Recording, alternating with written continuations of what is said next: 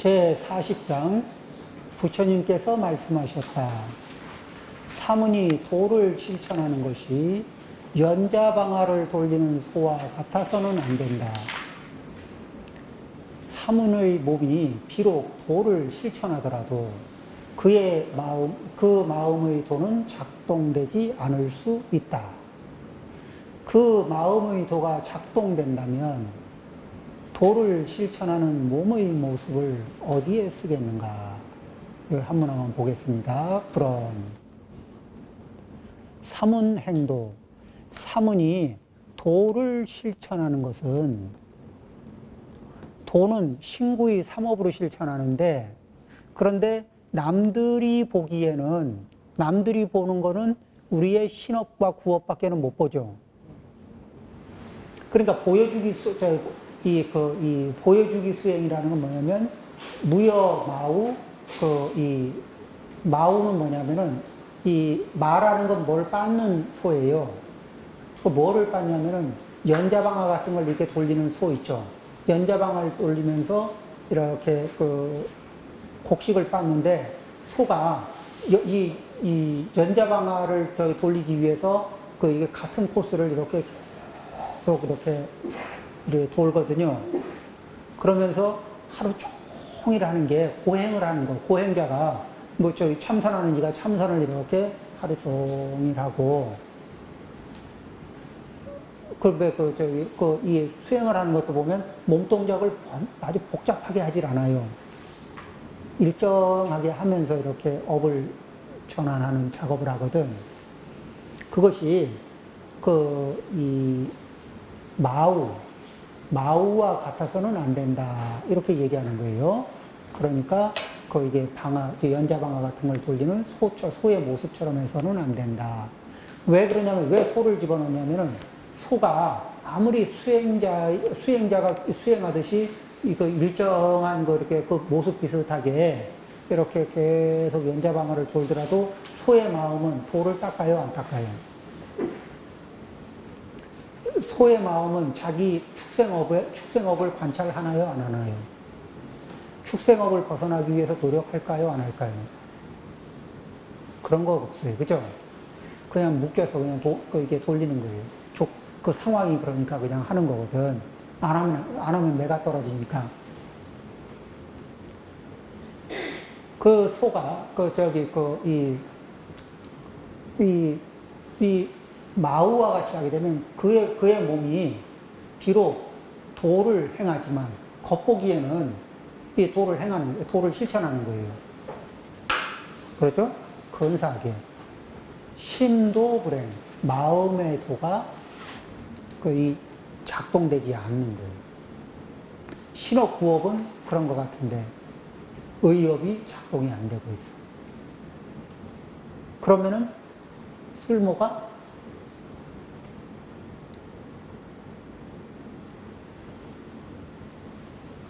심도 약행, 마음의 도가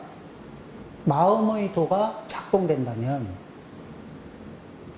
그러면은 이 보여주기식의 수행은 어디에 쓰겠는가? 그건 있으나 없으나 별 문제가 아니라는 얘기죠.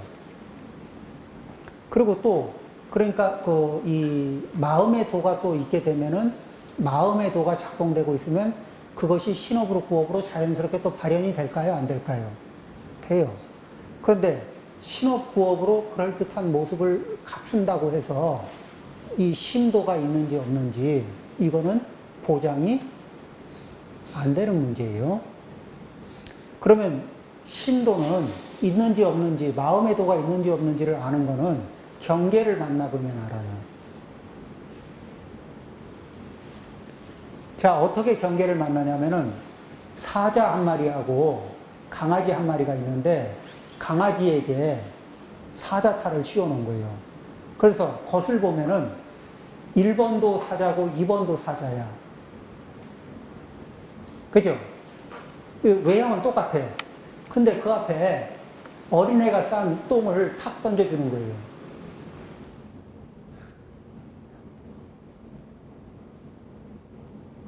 경계를 만나면 업이 드러나요.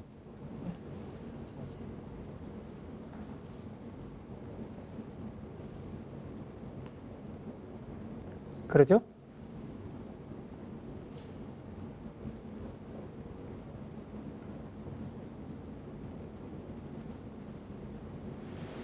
그래서 이 수행을 하는 데는 자기 업을 이렇게 업그레이드 하려면은 내 업에 대해서 변명을 하지 않아야 정직해야 되는 거예요. 변명하지 않고 정직하게 바라봐야 그래야 의사가 병을 정직하게 보고 정직하게 진단하는 것과 같아요. 그러죠? 거기 이 엑스레이나 MRI 필름이 나왔는데 그거 그냥 보여주려니까 좀 쪽팔리고 해서 거기다가 색깔 칠하고 거기다 이 뭐죠? 포토샵 해가지고 공개하고 그 다음에 포토샵 된 거를 가지고 판독한다고 이러고 있으면은 어떨 것 같아요? 근데 우리가 자기도 의식적으로 무의식적으로 자기 업에다가 포토샵을 하는 버릇들이 있을까 없을까?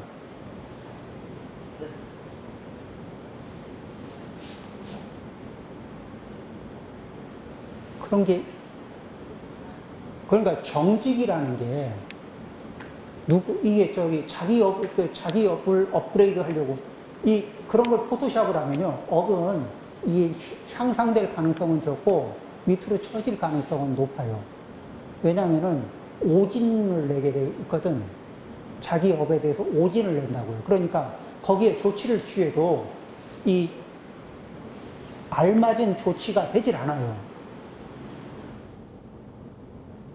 그렇죠?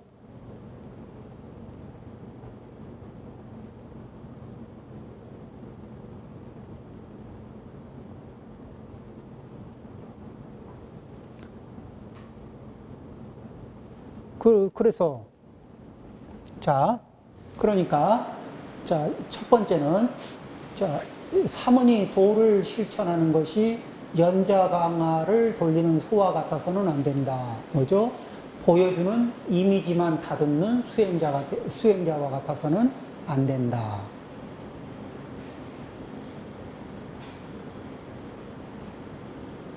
이미지 관리하는 이런 거는 그런 게 아니다. 그래서는 안 된다. 사문의 몸이 그렇게 하면은 그렇게 하는 사람 그런 사문의 몸이 비록 도를 실천하더라도 실천하는 것 같죠. 근사하죠. 그림 같죠. 그래 봐야 업은 제자리이거나 후퇴하거나 그의 마음의 도는 작동되지 않을 수 있다. 그죠? 이게 이제 곤란한 거예요.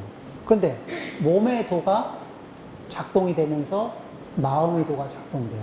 또 마음의 도가 작동되면서 어떤 사람은 전생부터 이렇게 위의 복력이 있어가지고 안으로 선한 성품을 품으면은 선업을 일으키면 바깥으로도 선업이 작용이 돼요. 선하다는 거는, 선하다는 게 약한 게 아닙니다. 선하다는 거는 우유부단하거나 약한 게 아니에요. 잘 보세요.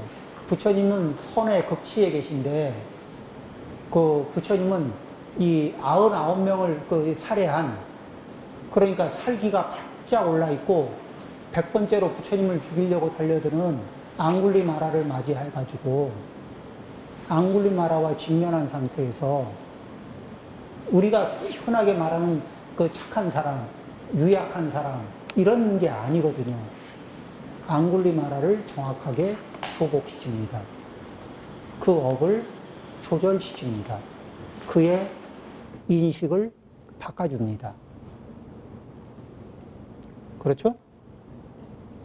선업을 이렇게 유약한 상태로 해석하는 것은 그래서 선업을 작동시킨다는 것은 조어장부의 힘을 발휘하는 거다. 자기 업을 대상으로 해서도 조어장부의 역량을 발휘하고 또 다른 악업을 일으키는 다른 사람을 대상으로 해서도 조어장부의 능력을 발휘해 가는 겁니다. 또 그 방법을 배워가는 거예요. 그래야 선해지는 거예요. 그래야 나도 선하고 다른 이도 선하고 선업을 지킬 수 있는 거예요.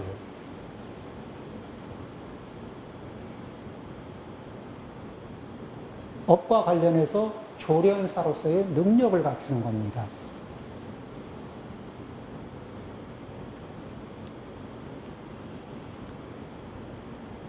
그래서 이 복력이 있는 분들은 그렇게 해서 선업이 있고 선업을 이렇게 일으킬 때 바깥으로 편안하게 이게 발현이 돼요. 그러면 쉽게 이게 이 선업을 가지신 분이구나 하고 알아볼 수 있습니다. 또 드러나요. 근데 어떤 분들은 이 전생 복력에서부터 받쳐지질 않아서 안으로는 열매가 꽉 찼는데도 겉으로는 잘 안 드러나는 분들도 있어요. 그래서 꾸지리하게 이게 태가 안 나니까 무시를 당하는 분들도 있어요. 이제 삼위유리에 보면 그런 말이 있어요. 어떤 분이 어떤 노스님이 경을 읽고 있는데 목소리가 별로인 거야. 목소리가 째쟁 하면서 경을 읽고 있거든. 부처님 경전을. 그러니까 이 초학 저희 삼위 스님이 저 노장 경 읽는 소리가 꼭 개 짖는 소리 같다 이렇게 놀렸어요. 그러니까 이 노장이 너는 그렇게 업을 짓지 마라. 내가 이게 도과를 이룬 몸인데 전생 복력이 좀 딸려서 그래서 지금 이런 외양을 갖추고 있을 뿐이지 이 과는 그렇지가 않다. 성인을 이렇게 비방하면 업보가 심해진다. 얼른 참회해라. 이렇게 해서 참회시키는 그런 내용이 나옵니다. 그렇듯이 이 안으로는 이게 도력을 갖추었는데 외현으로 바깥으로 이게 잘 안 드러나는 분들도 있는 거예요. 어떤 분들은 안으로도 갖추었고 밖으로도 편안하게 드러나기도 하고. 그 다음에 또 어떤 분은 신분이 보장이 돼서 선종에서 보면 신수대사와 육조 해능 스님 있죠. 신수대사는요 명문 귀족 출신입니다. 거기에다가 오조 홍인 스님에게 법을 받은 분이잖아요. 그러니까 사람들이 거기다 이 틀이 좋아요. 틀도 좋죠. 명문 거족 출신이죠. 그 다음 도력 높죠. 이러니까 사람들이 머리를 쉽게 숙입니까? 안 숙입니까? 쉽게 숙이는 거예요. 그런데 육조 해능 스님은 어떤 분이냐면은 일단 남욱군 저기 영남 쪽에서 왔으니까 남욱군 영남이니까 이게 변두리 사람이고 우리 옛날에 있죠 도시에 사는 사람이 변두리 시골 어디에서 이렇게 도시에 교육받은 사람이 시골에 이렇게 교육 못 받은 사람을 만나면은 왜 눈을 이렇게 조금 내려다보는 거 있잖아요. 그러듯이 육조 스님은 말도 지방 저 영남 지방 사투리 쓰고 학력도 초등학교도 안 나왔고 글자도 몰라. 그 다음에 가난하기가 나무나 팔아서 이렇게 하고 때거리를 때우던 분이었거든요. 그러니까 그럼 글도 모르고 겨우겨우 때거리나 이렇게 채우던 사람이 갑자기 나타나서 뭔가 소리를 하는데 내용은 있어 보이지만 인정받기가 어때요? 굉장히 어려운 겁니다. 그래서 오조 홍인 스님의 법을 이었다는 말을 듣고 그러고서는 법을 잊고는 잠수를 탑니다. 근데 긴 시간 잠수를 타고 있으면은 이제 법이 전해진 뒤에 긴 시간 세월이 흐르면은 사람들은 순간의 분노로는 감당이 안 되지만 시기심 때문에 감당이 안 되지만 시간이 지나면은 진위 여부를 확인해 보고 싶은 궁금증이 자라기 시작합니다. 그런데 그때 육조 스님이 이, 이 법인 스님인가, 인종 스님. 인종 스님, 인종 스님이라는 분을 만나죠. 근데 그분은 어떤 분이냐면, 이 보림사저 쪽에서 어떤 역할을, 그쪽에서 어떤 역할을 하는 분이냐면은, 그냥 그 일대의 최고, 보승이에요. 그분이 법문을 하는데, 육조 스님이 나타난 거예요. 그리고 바람이 깃대가 움직이느냐, 바람이 움직이느냐, 뭐 이런 논의를 스님들이 할 때, 이 깃대가 움직이는 것도 바람이 움직이는 것도 아니고, 인자의 마음이 움직이는 거다. 이런 말을 하면서 그 소리가 이제 인종법사인가? 그분 귀에 들어간 거예요. 그래서, 이 범상치가 않다. 알아보고 내력을 살펴보니까 오조 홍인 스님의 법을 받은 행자님이었더라. 아직 비국에, 걔도 안 받은 거예요. 걔도 안 받고 잠수탄 거니까. 그래서 거기에서 수계식을 갖고, 이게 수계를 해주고, 이게 스승이 됩니다. 그분이. 그리고 출가를 딱 하고, 이제 삭발을 하고 스님이 됐잖아요. 수계를 받고. 그러니까 그 자리에 법상에 올려놓고, 인종법사가 절을 올리고 법을 청합니다. 그때 최고의 보승이. 그 최고의 보승이 인정을 하고 호법이 돼서 그 부족했던 조건을 채워주는 거예요.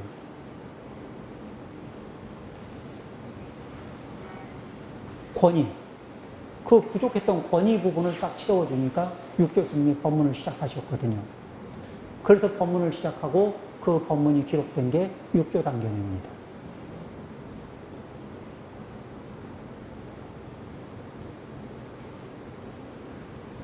외양은, 조건은 갖추어서 나타나는 분도 있고 못 갖추고 나타나는 분도 있는 거예요. 그러겠죠? 도를 닦는 데는 신구의 삼업 중에 무엇이 중심이라고요? 의업이 중심이다. 의업에서 도가 일어나지 않으면, 도가 작동되지 않으면 신업, 구업으로 하는 거는 폼생, 폼사가 될 수가 있어요. 그렇죠? 처음에는 폼생, 폼사라고 시작을 합니다. 그렇지만은 그 신업과 구업이 내 의업과 링크가 걸려서 함께 작동되게 하기 위해서 부단히 그 길을 찾는 겁니다. 그렇죠? 그래서 신구의 삼업이 링크가 걸려서 일치하면서 돌아가면은, 그러면은 그때 가서는 드디어 이제 진실해지는 거예요.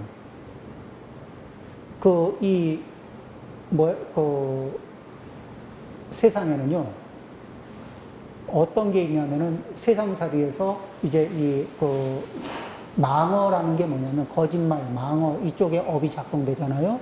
그러면 이중잣대를 갖게 됩니다.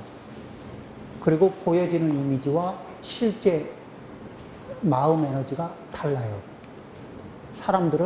사람들한테는 보여지는 이미지만 주고, 이면의 에너지, 이면의 마음 에너지는 안 들키기 위해서 안간힘을 씁니다. 혹여 이걸 사람들이 알아볼까봐 겁이 벌벌 납니다.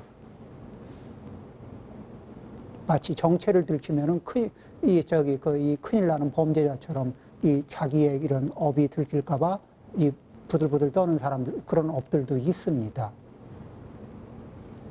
그런데 업이 맑아지면서 이게 이중잣대가 하나로 딱 이게 하나의 잣대가 되면서 그 선이 밝은 위치에 자리를 잡게 되면 그때 당당하고, 그때